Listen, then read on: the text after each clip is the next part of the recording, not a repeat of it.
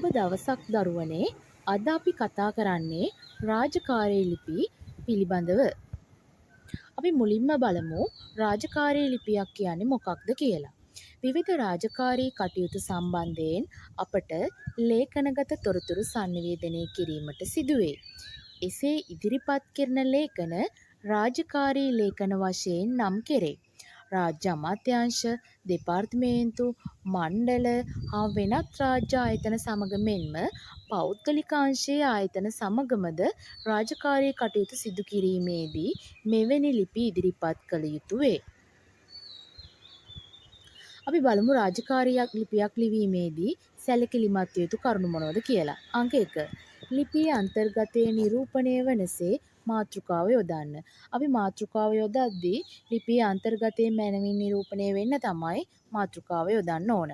කිව යුතු දේ ක්‍රමානුකූලව පෙළගස්වන්න. ඒ වගේම තමයි කියන්න ඕන ඒවා ක්‍රමානුකූලව තමයි අපි පෙළගස්වන්නේ. කෙටි සරල වාක්‍ය යොදා ගන්න. අපි ලියුම ලියද්දී කෙටි සරල වාක්‍ය භාවිතා කරන්නේ අනවශ්‍ය දීර්ඝ විස්තර අපි භාවිතා කරන්නේ නැහැ. කරුණු දැක්වීමේදී එක් කරුණක් සඳහා එක් ඡේදයක් බැගින් යොදා ගන්න. කරුණු ඉදිරිපත් කරද්දී දරුවනේ එක් කරුණකට එක් ඡේදයයි යොදාගන්නේ. කරුණු කිහිපයක් අපි එක ඡේදයකින් යොදාගන්නේ නැහැ. ලිපියේ දෙපස තීරුවල අදාළ ඉඩ ප්‍රමාණය තබන්න. ලිපිය ලියද්දී අපි ලිපියේ මාජින් එකක් තියලා තමයි ලිපිය ලියන්නේ. දෙපස තීරුවල ඉඩ තබාගෙන තමයි ලිපිය ලියන්න ඕන. ලිපියේ විරාම ලක්ෂණ භාවිතය, අක්ෂර වින්‍යාසය, පද බෙදීම ආදී ශිල්පීය ක්‍රම පිළිබඳව අවධානය යොමු කරන්න. මේක වැදගත් කරුණක්.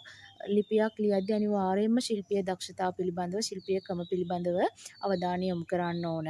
එහිදී විරාම ලක්ෂණ නිවැරදිව භාවිතා කරන්න ඕන. අක්ෂර වින්‍යාසය අපි හරියට භාවිතා කරන්න ඕන. ඒ වගේම පද බෙදීම හරියාකාරයෙන්ම සිදු කරන්න ඕන. නැත්නම් ලේඛනය අපැහැදිලි වෙනවා. කියවන කෙනාට එය පැහැදිලි වෙන්නේ නැහැ. ලිපියේ ක්‍රමානුකූල බව හා පිරිසිදු බව රැකගත යුතුය. අවසාන කරුණ සම්මත ආකෘතිය අනුගමනය කළ යුතුය. රාජකාරී ලිපියක් ලියද්දී පුතේ ආකෘතියක් තියෙනවා. ඒ සම්මත ආකෘතියට තමයි අපි ලියන්නේ. අපිට ඕන විදියට රාජකාරී ලිපි ලියන්න බැහැ. මේ තියෙන්නේ රාජකාරී ලිපියේ ආකෘතිය. බලන්න යවන්නාගේ ලිපිනය, දිනය, ලබන්නාගේ තනතුර හා ලිපිනය, ආමන්ත්‍රණය, මාතෘකාව, අඩංගු කරුණු, අත්සන, නම, තනතුර. නැවතත් බලන්න යවන්නාගේ ලිපිනය, දිනය, ලබන්නාගේ තනතුර හා ලිපිනය, ආමන්ත්‍රණය, මාතෘකාව, අඩංගු කරුණු, අත්සන, නම, තනතුර. මේ සියල්ල පටන් ගන්නේ වම් පස කෙළවර. නවතම ආකෘතියට තමයි මේ තියෙන්නේ. නවතම ආකෘතිය අනුව ලිපියේ සියලු කොටස් අංග පටන් ගන්නේ වම් පස කෙළවරේ. රාජකාරී ලිපියක් බලමු. අන්න තියෙනවා ප්‍රසන්න ජයවීර ලේකම්, පරිසර මිත්‍රෝ සංවිධානය, පැණිවෙරළුව මහාවිද්‍යාලය, හිඟුටුගොල්ල. දුරකථන අංකය තියෙනවා, දිනය තියෙනවා. ලිපිය ලැබෙන්නේ කෘෂි පර්යේෂණ හා සංවර්ධන නිලධාරී, පැණිවෙරළුව උතුර ගොවි ජන සේවා මධ්‍යස්ථානය, හිඟුටුගොල්ල කියන ලිපිනයට. එතකොට ආමන්ත්‍රණය තමයි මහත්මයාණෙනි. මාතෘකාව ආදර්ශ ගොවිපොළක් ආරම්භ කිරීම. බලමු අන්තර්ගතය. අප පාසලේ ශිෂ්‍ය ශිෂ්‍යාවන්ගේ ප්‍රයෝජනය සඳහා ප්‍රායෝගික තාක්ෂණ කුසලතා හා කෘෂිකර්මය යන විෂයන්ට අදාළව ඉදිරි මාස කන්නයේදී පරිසර හිතකාමී ආදර්ශ ගොවිපළක් ආරම්භ කොට පවත්වාගෙන යාමට අදහස් කොට ඇත. මේ සඳහා විදුහල්පතිතුමාගේ පූර්ණ අනුමැතියද ලැබී තිබේ. ඒ අනුව බිම සකස් කර ගැනීම, බෝග තෝරා ගැනීම හා සපයා ගැනීම, බෝග රෝපණය කිරීම හා පොහොර යෙදීම ආදී කරුණු සම්බන්ධයෙන් ඔබතුමාගේ උපදෙස් අපේක්ෂා කරමු. පහසු දිනයක් හා වේලාවක් දුරකථනයෙන් දැනුම් දී පාසලට පැමිණ අපට අවශ්‍ය උපදෙස් සපයන ලෙස කාරුණික ඉල්ලා සිටිමු. ස්තුතියි. ලිපිය ලියන කෙනාගේ අත්සන, තනතුර. අපි බලමු තවත් ලිපියක්. විදුහල්පති විද්‍යාචන්ද්‍ර විද්‍යාලය, උඩමල්ලේවල 2017-2-17. ලිපිය යවන්නේ සභාපති ශ්‍රී ලංකා රූපවාහිනී සංස්ථාව කොළඹ 7 කියන ලිපිනයට. මාතෘකාව රූපවාහිනී සංස්ථාව නැරඹීමට අවසර ලබා ගැනීම. බලමු අන්තර්ගතයේ මේක ඡේද 3කට ලියලා තියෙනවා. අප විද්‍යාලයේ 11 ශ්‍රේණියේ ඉගෙනුම ලබන ශිෂ්‍ය ශිෂ්‍යාවන්ගේ වාර්ෂික අධ්‍යාපන චාරිකාව 2017 5 දිනට යෙදී තිබේ. මෙවර එම චාරිකාවේදී ග්‍රහලෝකාගාරය, ජාතික කෞතුකාගාරය ආදී ස්ථාන නැරඹීමට සිසුන් රැගෙන යෑමට අපේක්ෂා කෙරේ. එමෙන්ම එහිදී රූපවාහිනී සංස්ථාව නැරඹීම හා එහි ස්වභාවය හඳුනා ගැනීම 11 ශ්‍රේණියේ ශිෂ්‍ය ශිෂ්‍යාවන්ට වැදගත් බව ආචාර්ය මණ්ඩලය යෝජනා කර සිටී.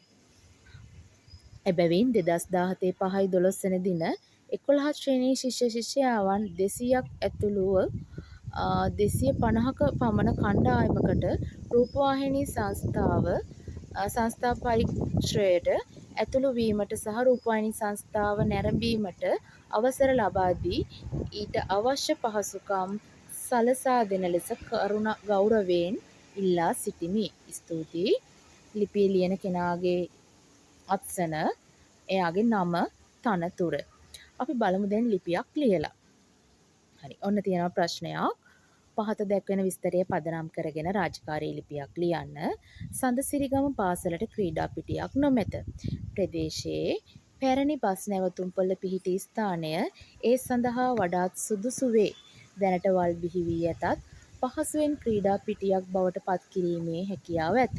සඳසිරිගම පාසලේ ආදිශිෂ්‍ය සංගමය මේ සඳහා දැඩි උනන්දුවක් දක්වයි.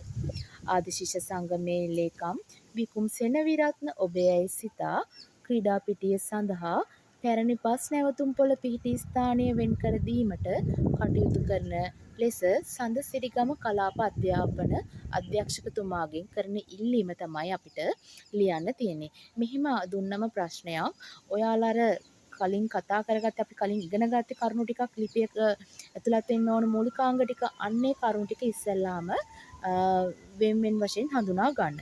ඊට පස්සේ අපිට ලිපිය ලියන්න හරි පහසුයි. බලමු අපි මේ ප්‍රශ්නෙට අනුව කොහොමද ලිපිය ලියලා තියෙන්නේ කියලා. බලන්න පුතේ මේ ප්‍රශ්නේදී ලිපිය ලියන්න තියෙන්නේ ඔයාලා අධිශිෂ්‍ය සංගමේ ලේකම් විකුම් සෙනවිරත්න ඔයාලා කියලා හිතන්න ඕන. ඊට පස්සේ මේක දැන් ලියන්න ඕන කාටද? කලාප අධ්‍යාපන අධ්‍යක්ෂකතුමාට තමයි අපි මේ ලිපිය ලියන්නේ. බලමු. විකුම් සෙනවිරත්න ලේකම් ආදිශිෂ්‍ය සංගමය සඳසිරිගම දිනය දානු. කලාප අධ්‍යාපන අධ්‍යක්ෂකතුමා සඳසිරිගම. ආමන්ත්‍රණය මහත්මයාණෙනි. මාතෘකාව සඳසිරිගම පාසලට ක්‍රීඩා පිටියක් ලබා ගැනීම සඳහා. අන්තර්ගතය සිසුන් 2000ක් පමණ අධ්‍යාපනය ලබන සඳසිරිගම පාසලේ ක්‍රීඩක ක්‍රීඩිකාවන්ට ක්‍රීඩා පිටියක් නොතිබීම මහත් ගැටලුවක් වී ඇත. නිවාසාන්තර ක්‍රීඩා උත්සවය නොපැවැත්වීමටද මේ පෙබළ හේතුවකි. පාසල අසල ප්‍රයෝජනයට නොගෙන වල් බිහි වී ඇති පැරණි බස් නැවතුම්පොළ ක්‍රීඩා පිටියක් බවට පහසුවෙන් පත් කළ හැකි බව ආදිශිෂ්‍ය සංගමයේ විශ්වාසයයි. ජාතික මෙන්ම ජාත්‍යන්තර මට්ටමේ ක්‍රීඩක ක්‍රීඩිකාවන් අප පාසලෙන් බිහි කිරීමට අපි නොමදව සහාය වන්නෙමු. මෙම ස්ථානය සඳසිරිගම පාසලේ ක්‍රීඩා පිටිය ලෙස පත් කිරීමට අවශ්‍ය පියවර ගන්නා ලෙස ආදිශිෂ්‍ය සංගමය වෙනුවෙන් ඔබතුමාගෙන් කාරුණිකව ඉල්ලා සිටිමි. මෙයට විශ්වාසී ලිපිය ලියන කෙනාගේ අත්සන, නම, තනතුර මේ විදිහට තමයි අපි ඉහත සඳහන් කර ප්‍රශ්නෙට පිළිතුර ගොනු කරලා තියෙන්නේ. අපි රාජකාරී ලිපි මෙතනින් අවසන් කරනවා.